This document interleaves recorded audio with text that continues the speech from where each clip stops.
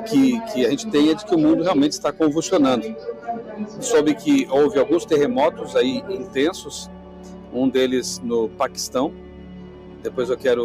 no Afeganistão, melhor dizendo, depois eu quero me inteirar melhor desse assunto.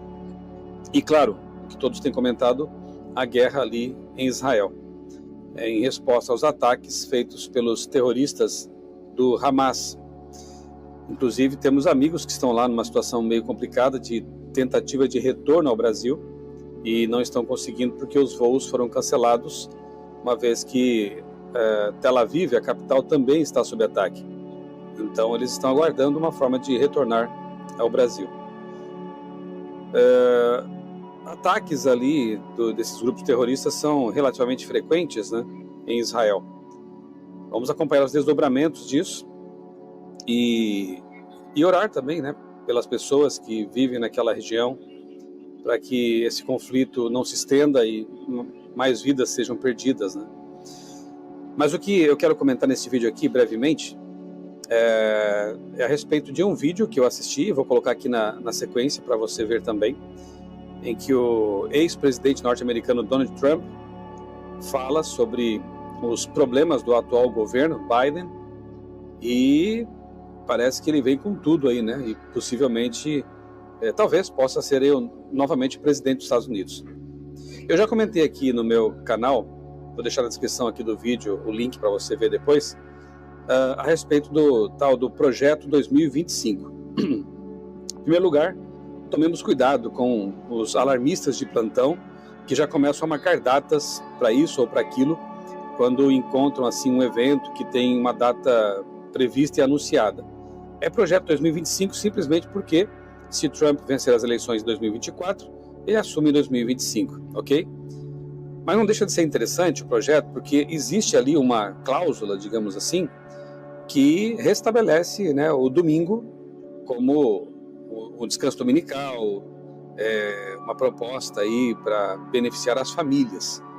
Eu percebo que, de um lado ou de outro, o futuro do decreto dominical, ele virá, né, de fato, a ser aprovado. Se for pela via do pessoal lá da esquerda, e do Papa, que também se alinha, né, com o pensamento de esquerda, vai ser via argumentação pró-meio ambiente, ecologia, né?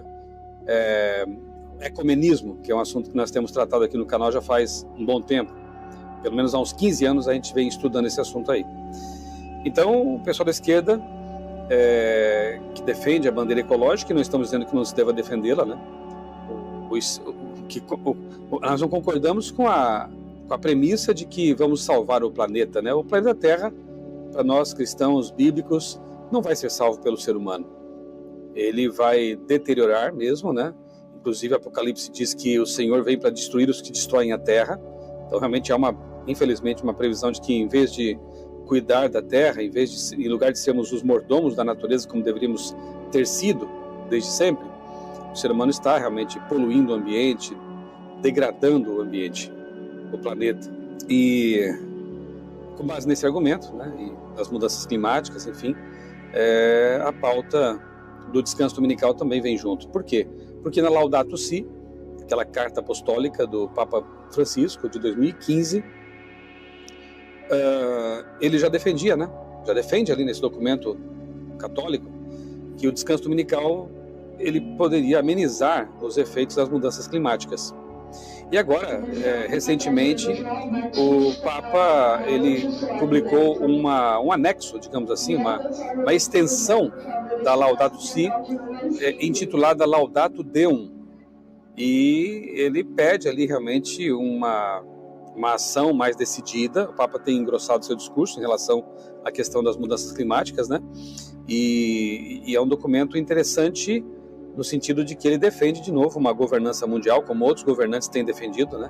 Uma governança mundial com poder efetivo de fazer valer leis e propostas e iniciativas que visam a preservar o meio ambiente. Então, na verdade, é um complemento à Laudato Si, pedindo mais força para a aplicação daquilo que já foi dito. Inclusive, obviamente, o que foi dito com respeito ao domingo, né? Se for pelo lado da direita conservadora, aí O descanso dominical também é uma proposta, não por causa do meio ambiente, mas por causa da família, a família dita tradicional, para a preservação dos valores. Essa direita que vem com força aí, ela argumenta, né, em favor dos ditos valores tradicionais. Nós estamos vendo, na verdade, nesse momento, aquilo que a gente conhece como movimento pendular na história. A história vai para um lado com força e depois a coisa vem com força para o outro lado, né? Um movimento oposto com igual ou até maior força, né?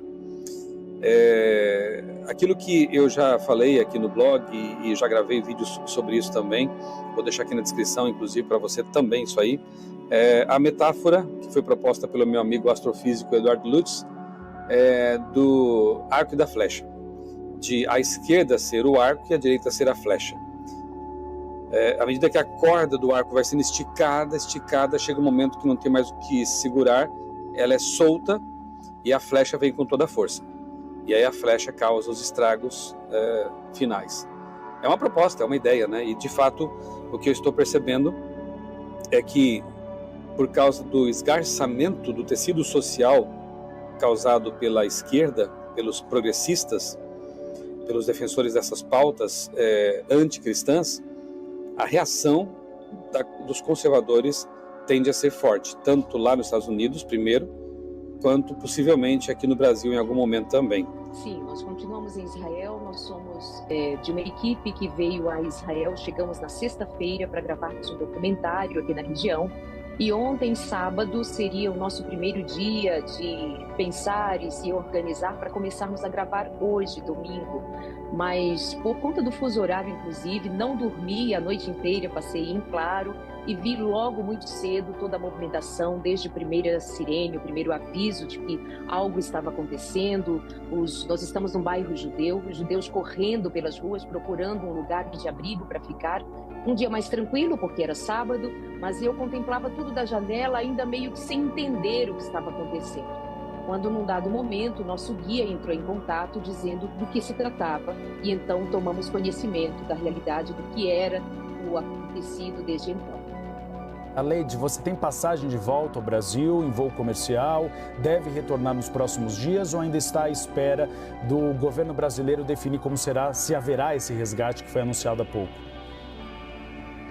Como nós ficamos ontem, o dia de sábado inteiro, na expectativa do que aconteceria, num dado momento a nossa produção conseguiu uma passagem saindo de Tel Aviv por volta da meia-noite. Nos deslocamos de Jerusalém, então, até Tel Aviv. Sabemos agora que corríamos até um certo risco, mas quisemos tentar. Chegando lá no aeroporto, antes de entrarmos, a equipe inteira começou um novo ataque sobre Tel Aviv. Então as sirenes foram ligadas, todo o aeroporto começou a se movimentar, estava cheio e as pessoas foram levadas para lugares onde elas ficassem refugiadas e soubemos então que os voos estavam cancelados. Resolvemos voltar para Jerusalém, porque até aqui Jerusalém ainda é uma base mais segura. Não houve nenhum ataque sobre Jerusalém. Conseguimos chegar, o motorista que estava com a gente, um morador local, um motorista profissional local, estava muito tranquilo, dizendo vai dar tudo certo. E nós voltamos então para a nossa base, onde estamos aguardando agora o que devamos fazer. Orientados a não sairmos pelas ruas de maneira nenhuma, já que há risco de estrangeiros e israelenses, obviamente, serem sequestrados, permanecemos então aqui aguardando as próximas orientações. Tudo indica que o passo seguinte será, segundo a embaixada, nós seguirmos para o Brasil num dos voos da FAB, mas ainda estamos aguardando se o nosso nome está nessa lista. Aleide, você tem conversado com israelenses. Como está a preocupação, principalmente sobre a presença de integrantes do Hamas no território israelense? Porque há uma grande preocupação de novos sequestros e também assassinatos. Os que estão mais próximos das zonas de confronto direto, eles estão mais tensos e mais preocupados.